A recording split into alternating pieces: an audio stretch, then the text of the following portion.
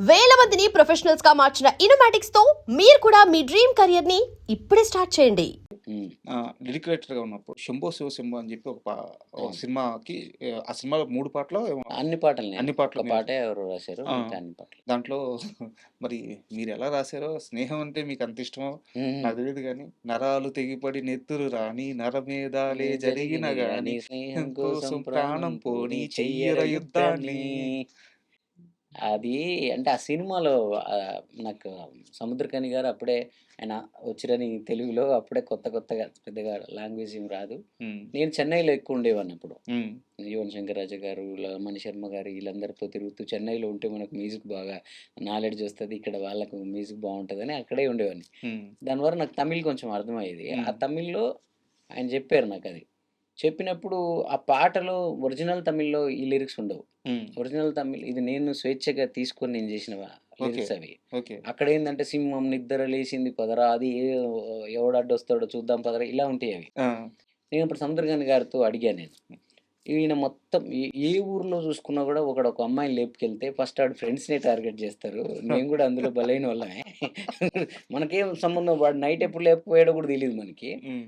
వాడు కూడా చెప్పడు మనకి. సో, వాడు మా బామ్మర్ది గాడు కూడా ఉండే ఊర్లో. హ్మ్. వాడు అట్లే ఓ అమ్మాయిని లేపుకెళ్ళాడు. అసలు బావకి చెప్తే తిడతాడేమో అని ఆడు నాకు చెప్పలేదు వాడు. వాడు హ్మ్. లేపుకొనెళ్ళాడు. నాకు అందరిలాగా నాకు న్యూస్ తెలిసిందది. కానీ అందరి దృష్టి ఏంటి ఆళ్ళ బావ ధైర్యం ఇచ్చాడు. అందుకే వాడు లేపుకెళ్ళాడు.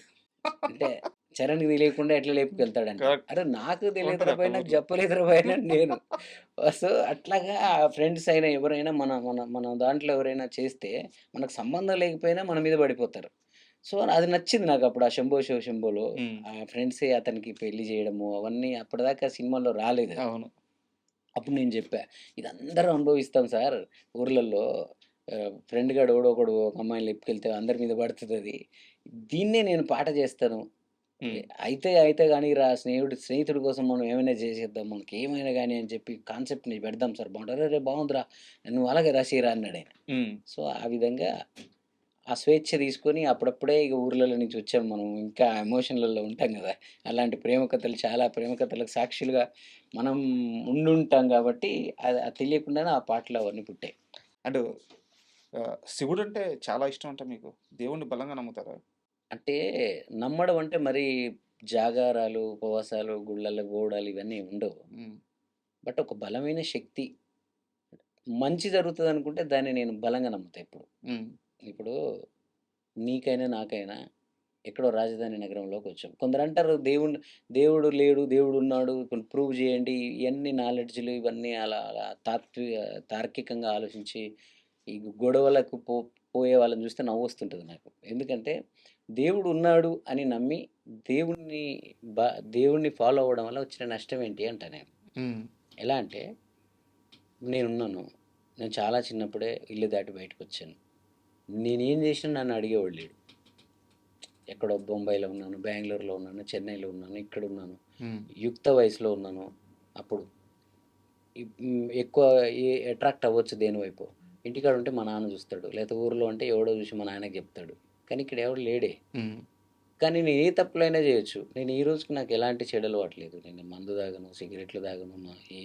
అసలు ఇంత నేను ఇప్పటికి అసలు మా అమ్మ కడుపులోంచి ఎలా వచ్చానో నేను అలాగే ఉన్నాను. అంత అంత అబ్బా! స్వచ్ఛంగా అట్లాగే ఉన్నాను నేను. నాకు మానసికంగా అలాగే ఉన్నాను. శారీరకంగా అలాగే ఎంత ఉన్నాను. గొప్ప మాటన్నారు. అంతే. అంటే అంత స్వచ్ఛంగా ఉన్నాను నేను. ఒకడు నాశనం అవ్వాలని కోరుకోను.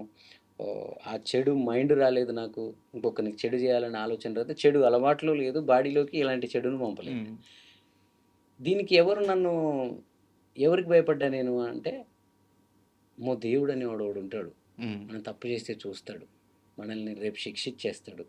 వద్దు అనే ఒక చిన్న భయాన్ని నాకు ఆ దేవుడు ఇస్తున్నాడు కదా! కరెక్ట్.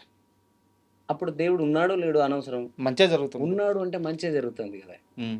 ఒక భయం అయితుంది. ఒక భక్తి ఉంటుంది. ఇతరులకు అన్యాయం చేయకూడదు. ఒకతరలని బాధ పెట్టకూడదు. ఇలాంటి అంశాలన్నీ కూడా నాకు దేవుడి నుంచి వచ్చినయి దేవుడు గుళ్ళెళ్ళినప్పుడు ఒక గుడిలో ఇప్పుడు ఇలాంటి ఒక ఐ డ్రీమ్ లాంటి ఇక్కడ పాడ్‌కాస్ట్ స్టూడియో పెట్టాలంటే దీనికి కావాల్సిన సౌండ్ ప్రూఫ్ అవన్నీ ఎలా అయితే సెట్ జేస్తారో, ఒక దేవాలయంలో కూడా ఏదో ఆ పెద్దోళ్ళందరూ ఏదో రకరకాల ఐటమ్స్ పెట్టేసి మనుషులొచ్చినప్పుడు వాళ్ళకొక చిన్నపాటి హీలింగ్ ఏదో కలిగించేలాంటివి ఏదో పెడతారని అంటారు. ఆ గంట గాని పోయి అక్కడ కూర్చుంటే తప్పేమి? అవును. నేను దేవుడిని నమ్మను అది ఇది ఇది ఇది అంటే సో అది అలాంటి వాళ్ళకు దేవుడు లేడు అనడం వల్ల వచ్చిన లాభం ఏందో నాకు అర్థం కాలేదు. దేవుడు ఉన్నాడంటే మాత్రం చాలా లాభాలు ఉన్నాయి. హ్మ్. ఆ విధంగా నేను దేవుడిని కంటే కూడా నేచర్ని ఎక్కువ నమ్ముతాను.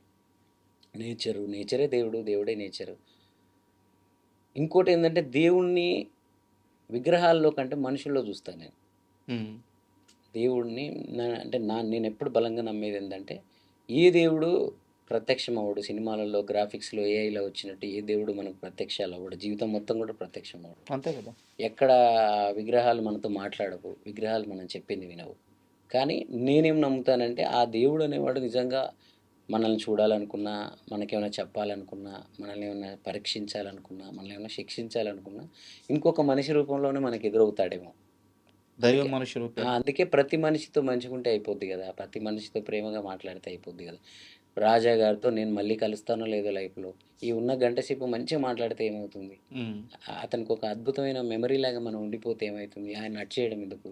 అతన్ని అనే ఒక సెన్స్‌లో అందుకే నాకు ఎవ్వరు కనిపించిన నా చిన్నోళ్ళు, పెద్దోళ్ళు ఎలా ఉన్న అందరితో దూరం నుంచి నా గురించి ఎవడు ఇష్టానికి ఆడు కథలు రాసుకుంటాడు గానీ, ఆ కథ పెన్ను, పేపర్ పక్కనెట్టి నా పక్కన కాసేపు కూర్చుంటే వాడికి నేనేంటో తెలిసిపోతది. ప్రేమించడం మొదలెడతాడు. చాలా సీరియస్‌గా ఒక క్వెషన్ అడుగుతాను. నన్ను. ఆర్ట్ పరంగా ఎంత నాలెడ్జ్ ఉండాలో అంత నాలెడ్జ్ ఉంది. చేసే పని పట్ల 100% కమిట్మెంట్ ఉంది. ఈ పని తెప్పించి ఇంకో పని తెలియదు. అవును. ఇంకో వ్యాపకం లేదు. ఇంకో వ్యాపారం లేదు. ఒక మ్యూజిక్ డైరెక్టర్ పెద్ద సినిమాలకు గానీ, లేదా పెద్ద పాటలకు గానీ పని చేయడానికి ఎన్ని అర్హతలు కావాలో అన్ని అర్హతలు ఉన్నాయి. ఎందుకు ఇండస్ట్రీ చరణార్జున్ని ఆపుతుంది? ఇండస్ట్రీలో ఎవరు ఆపుతున్నారు? ఓపెన్‌గా చెప్పే ధైర్యం ఉందా మీకు?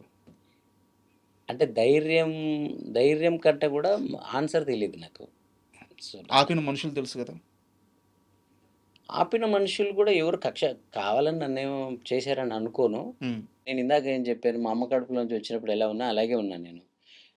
వీళ్ళని మెప్పించడం కోసం ఇలా నటించాలి, వాళ్ళని మెప్పించడం కోసం ఇలా మారాలి, లేకపోతే వీళ్ళ కోసం ఇలా మాట్లాడాలనేది నాకు తెలీదు. హ్మ్. నేను ఎలా ఉన్నానో అలాగే ఉన్నాను. అదృష్టవశాత్తు ఏందంటే నన్ను ఈడు ఇంతేరా అని అనుకోని నన్ను వాళ్ళు అలవాటు చేసుకునేదాకా కూడా నేను ఉండగలిగాను ఇక్కడ. హ్మ్.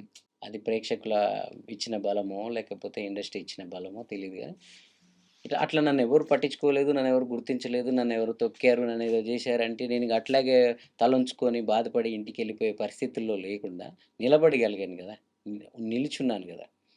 సో, నేననుకునే కారణం ఏందంటే అంత పని పాట లేకుండా మన మీద ఫోకస్ పెట్టి ఎవరుండరు గానీ, నేనే ఎక్కువ ఎళ్ళలేదు. హ్మ్. నేనెవరి దగ్గరికి తిరగలేదు. నేను నమ్ముకున్న కొందరు వీళ్ళు డైరెక్టర్‌లయితే నాకేదో చేస్తారు. లేతే ఈళ్ళకి నేను ఇది ఇచ్చాను గాబట్టి ఈళ్ళు నాకేదో రిటర్న్ చేస్తారని అనుకున్న వాళ్ళు అది చేయలేదు. అది రాంగ్ పర్సన్స్‌ని నేను నమ్మాను. ఇప్పుడు నేను ఇందాక అదే చెప్పాను గదా! బీమ్స్‌ని నన్ను చూస్తున్నప్పుడు, బీమ్స్ నమ్మిన మనుషులు, బీమ్స్ నమ్ముకున్న మనుషులు ఆయనకి చేశారు. హ్మ్. నేను నమ్ముకున్న మనుషులు కొందరు సక్సెస్ అవ్వలేదు. కొందరు చేసే పరిస్థితుల్లో లేరు. అయిన వాళ్ళు కొందరు చేయగలిగి గూడా చేయలేదు అంతే. కానీ దానికోసం ఇప్పుడు ఆయన థియరీ ఆయన అలా సక్సెస్ అయ్యాడు. నా థియరీ నేను ఇంకోలాగా సక్సెస్ అవుతాను. సరే ఇంకో ప్రశ్న కూడా ఉంది. కొంచెం లేట్ అయినా అవుతాను. అంతేగాని మనల్ని ఎవరో చేశారని అంత నా మీద ఎవరికి అంత ద్వేషం కూడా ఉండదని నేను అనుకుంటున్నాను. ఇంకో ప్రశ్న కూడా ఉంది. హ్మ్. ఇది వినడానికి ఫన్నీగా ఉంటది గానీ, ఇండస్ట్రీలో చాలా పెద్ద సమస్య ఇది. ఉన్నాడు. సిట్టింగుల్లో కూర్చోకపోవడం వల్ల కూడా మీకు సినిమా ఆఫర్‌లు పోయినాయంటగా? నేను ఎలా పుట్టానో అలాగే ఉన్నా. అదే. ఈ సిట్యుయేషన్ ఇలా ఉంటే మనకు అవకాశాలొస్తాయి. ఇలా పని జేస్తే వస్తాయి. ఇలా నటిస్తే వస్తాయి. ఇలా వీళ్ళ ముందల యాక్షన్ జేస్తే, వీళ్ళ ముందు భజన జేస్తే అవకాశాలొస్తాయి అనే దాంట్లోకి నేనెళ్ళలా. నేను వెళ్ళను గూడా. నేనెలా ఉన్నానో, నా పనేంటో ఇది చూసి నాకు అవకాశం రాని. ఇంకా 5 ఏళ్ళకి రాని, ఇంకా 10 ఏళ్ళకి రాని. హ్మ్. ఇట్లే ఉంటాను నేను. నేను పనిని సిన్సియర్‌గా జేస్తా. నాకు నన్ను నమ్మి వచ్చిన పని ప్రాణం బెట్టి జేస్తా. కానీ ఆ పని కోసం వేరే రకమైన ఏషాలేయడం నాకు రాదు. నేను చేయలేను కూడా. నాకు అవసరం లేదు గూడా.